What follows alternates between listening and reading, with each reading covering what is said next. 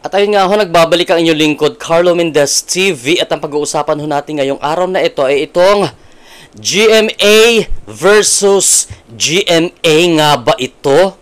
Kabayan, ayan ho. Kasi hindi lingid sa ating kaalaman na noong mga nakaraang araw ho ay nagbalita itong GMA7 tungkol dito sa asylum application di umano ni FPRRD na tinanggihan daw ng China. Ayon sa kanilang reliable source. Oh, ayan ha. So, pakinggan natin itong binalita ng GMA7. Ayan ho. Upang maaresto sa Pilipinas at iharap sa International Criminal Court, sinubukan umano ni dating Pangulong Rodrigo Duterte na mag-apply ng asylum sa China, pero tinanggihan siya. Ayun ho, ang balita ng GMA7, guys. So, noong mga nakaraang araw na di umano ay nag-apply itong si Pangulong Duterte ng asylum dyan sa China, at tinanggihan daw ng China ang kanyang application.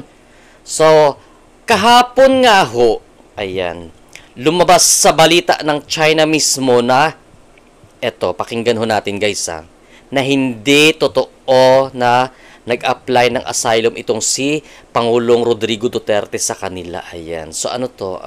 GMA versus GMA. Charot.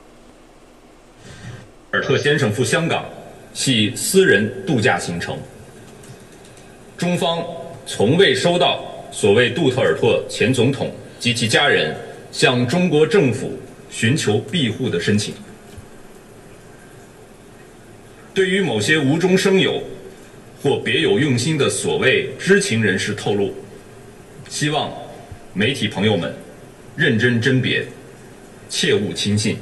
Intindihan nyo? O, ako di ko naintindihan eh. So, yun nga ho, ang sinasabi ng China dito na hindi totoo. Ano ba naman yan? So, makakonsider ba natin itong fake news? Ano sa palagay nyo? Gumamit naman yung GMA7 ng umano, na di umano ay nag-apply siya ayon sa aming pinagkakatiwalaang source person. Pero, diba? Tingin nyo. Nge. Ano ba yan, guys? Eto, guys, babasahin ko sa inyo, ha? O, eto, ha? Ang sabi ng China, ang government ng China, I would like to point out specifically that Mr. Duterte's visit to Hong Kong was a private vacation. Ayan ang sabi. China has never received a so-called application for asylum from the former President Duterte and his family to the Chinese government, sabi nila. For those so-called insiders who make things up or have ulterior motives, we hope that media friends will carefully make their own judgments and not take any truths from what they are saying. So, ano na, GMA7. So, dapat para patas sana, no? Ano kaya yung ano? Gumamit siya ng ng di umano. So, ibig sabihin, hindi naman nila sure. Oh, ha? Kaya lang, sa mapagkakatiwalaan nilang source, kung mapapagkatiwalaan mo ng source, di dapat totoo, di ba? Legit. Yun lang naman yung analysis ko doon. Ewan ko lang dyan sa mga tao na nakapanood nito. Ano sa tingin nyo? Charot. At ayun nga ho guys ha. So GMA versus GMA itong nangyayari. So pakinggan natin itong binalita ni Mel Chanco. Sinabi ng Chinese government. Itinanggi ng China ang ulat na may natanggap silang asylum request mula kay dating Pangulong Rodrigo Duterte at kanyang pamilya. Ayon sa kanilang Ministry of Foreign Affairs, ang pagbisita kamakailan ng dating Pangulo sa Hong Kong ay paraan nila sa isang private holiday. Matatandaang nitong March 7 nang pumunta si Duterte sa Hong Kong para dumalo sa isang event kasama ang mga OFW.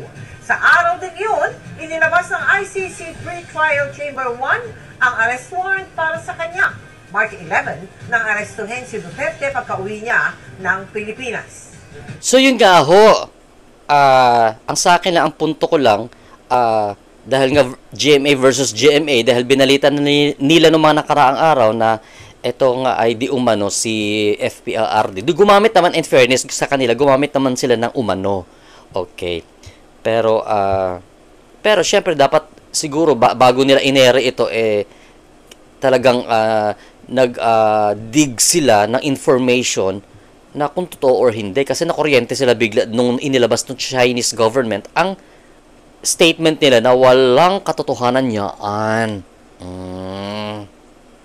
Kaya eto nga ho, dahil nga dyan, di ba, nung mga nakarang araw din, pinatawag niya itong 10 vloggers na dyan sa mababang kapulungan sa Kamara de Representante dahil dito sa usaping fake news ng mga vloggers. So, kami nga ho, nag-iingat din kami sa mga i-content namin kasi nga, ayaw namin yung ganong mga fake news na ganyan. So, dapat may pinanghahawakan kami na source na talagang makakapagbigay ng justification sa sinasabi namin sa mga tao. Ayan ho. So, dapat ganoon din ang mga mainstream media na dapat bago nila i-ere ang mga certain news, sana make sure din na ito ay legit, totoo, at hindi itatanggi para hindi makuryente ba sa bandang huli. Ayun, di ba? Ano masasabi nyo? Hindi ko na kayo makita sa bangs ko. Charot. Ay, nako, Pilipinas. Ay.